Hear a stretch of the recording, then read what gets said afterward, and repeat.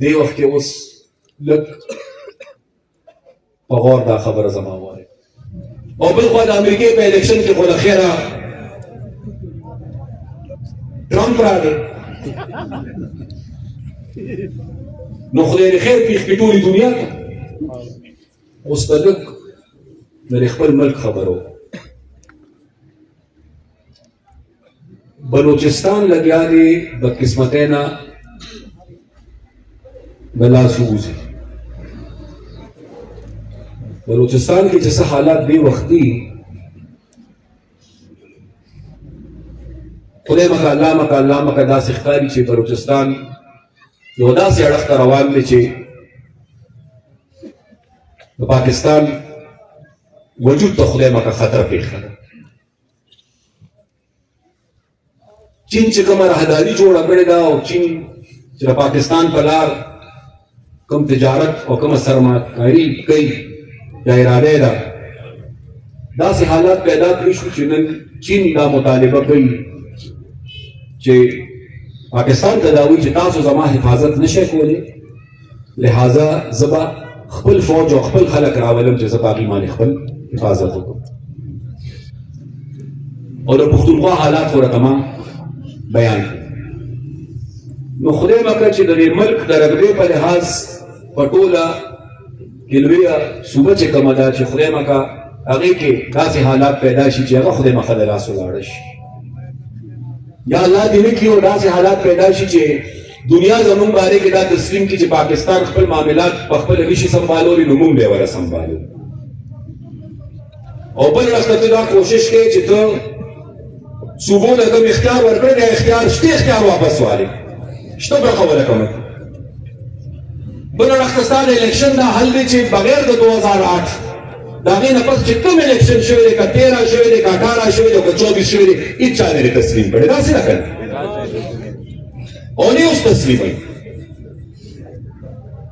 نو چې سیاسي استحکام نه راځي په دې ملک کې، نو د دې ملک سلامتیا او بقا ته څنګه یقیني کوي؟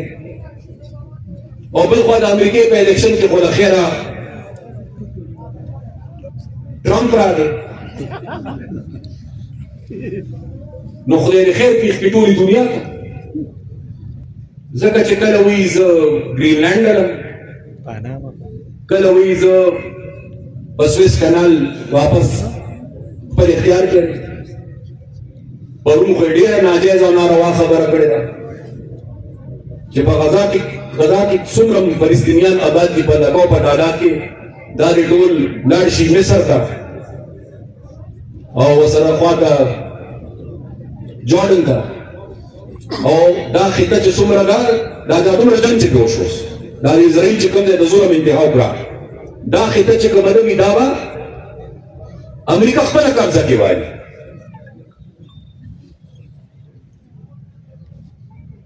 د یوکرین او د روس په حواله ډېرې لویې تبدیلۍ را روانې دي.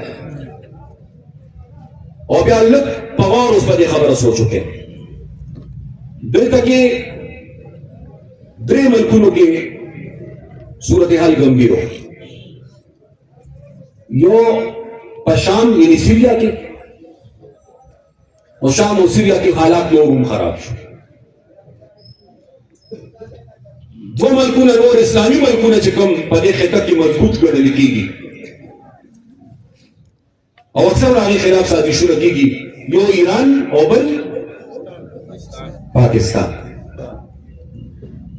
نو د دې ملک باغدارانو ته دا ویل غواړم چې فیصله وکړئ دا ملک بچ کوي او که نه بچ کوي. دا ملک خو به بچ کول غواړي، یا به سازشونه کامیابیږي او یا به ملک بچ کېږي. دا دواړه خبرې یو ځای نشي کېدلی چې ګیر چاپېره را دومره څه رواني او ته به په دې ملک کې دننه سازشونه هم کوې، ته به د خپلې خوښې فیصلې مسلط کوې او ته به وایې چې زه به ملک هم بچ کړم او زه به ملک هم مضبوط کړم. دا دواړه کار نشي کېدلی. او د باچا خان بابا او د ولي خان بابا د کلیزې په موقع د عوامي نشتر پارټۍ د دې لپاره ډېره واضحه خبره ده چې د دې خبرې واحد حل دا دی چې د ملک د مستقبل او د نن فیصلې اختیار دا فرد واحد سره او مخصوص ادارې سره نه دی، دا د پاکستان ولس سره دی او دا فیصله به د پاکستان ولس کوي. اوس په دې حالاتو کې زموږ د شریک ډېره لویه ذمهواري جوړېږي. زه منم چې تاسو به ګیلمن یې چې پښتنو موږ له موقع رانه کړه. زه منم چې ګیلمن به یې چې ولې پښتنو داسې فیصله وکړه یا ولې زموږ خلاف سازي شروع شو. خو یو خبره یاد ساتئ، دغه خلک د دې خاورې وارثان نه دي، موږ د دې خاورې وارثان، تاسو د دې خاورې وارثان. د دې خلکو پته نه لګي، نن یو شان دی سبا بل شان دی. اسیم خط خو یې ولیکه اوس خط د څه لپاره لیکي؟ دې ځای نه چې پښتون بوځي اسلام آباد دا وایي چې په اسلام آباد باندې حمله کوو نو څه ورته وایي؟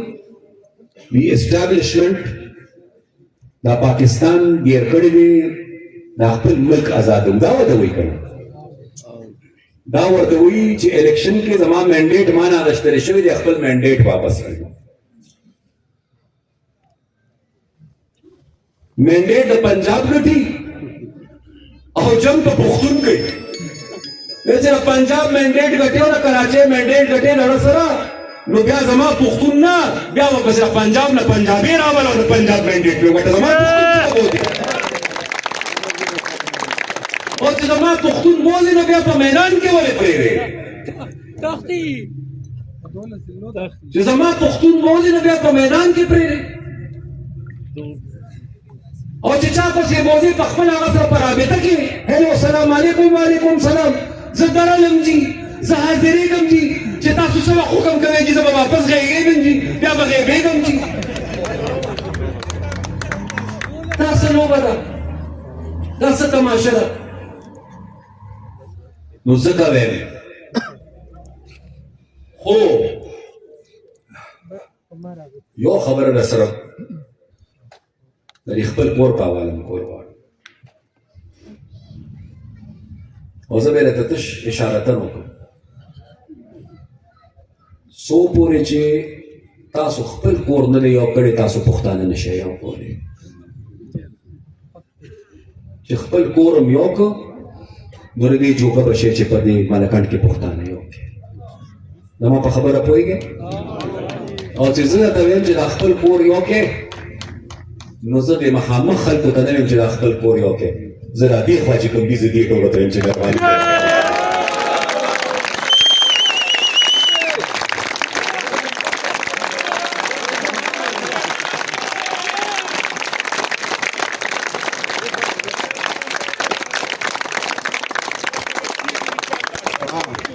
انشاءاللہ په هر قیمت به خپل کور یو کول غواړي چې د خپل کور د یووالي لپاره څوک یو قدم پورته کوي موږ دواړه مړه که ایمل خان دی او که زه چې دلته څوک د کور د یووالي لپاره یو قدم پورته کوي د باچا خان بابا دواړه روسي ورسره 10 قدمه کوي